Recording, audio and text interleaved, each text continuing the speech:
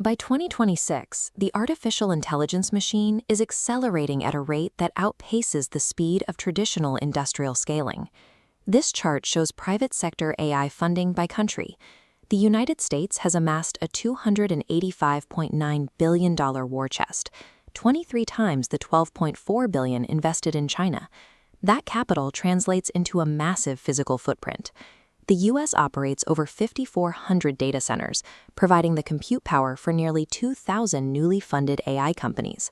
On paper, the data suggests AI dominance is a strictly American monopoly of capital and compute power. Logic suggests the country building these tools would lead in using them. Globally, generative AI reached 53% adoption in record time. But this ranking of actual population adoption shows a different reality. Despite hosting the infrastructure, the U.S. ranks 24th globally, with an adoption rate of only 28.3%. Integration is happening much faster in smaller, agile nations. Singapore has reached 61% adoption, and the United Arab Emirates sits at 54%. This raises a difficult question. Why is the nation funding the revolution failing to participate in it? Most analysts assume wealth, specifically GDP per capita, is the primary driver for how fast a country adopts new technology. The U.S. data suggests that wealth alone is insufficient. Society-wide integration requires a second variable, institutional trust. This dial represents public confidence in the government to manage AI. In the United States, it sits at 31%. Splitting the data shows a disconnect. Regarding AI's impact on work, 73% of experts are optimistic, compared to only 23% of the public. Private capital cannot force a population to integrate a technology they deeply distrust. Singapore and the UAE treat AI sovereignty as a pillar of national survival. They view the technology as essential public infrastructure. These nations use proactive policy and state-backed investment to weave AI directly into the fabric of public life and government services. This extends to aggressive upskilling programs. The UAE, Chile, and South Africa are currently the fastest accelerators of AI engineering skills globally.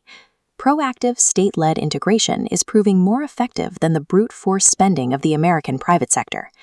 The final pillar of U.S. dominance, the ability to attract the world's leading AI researchers, is also beginning to erode.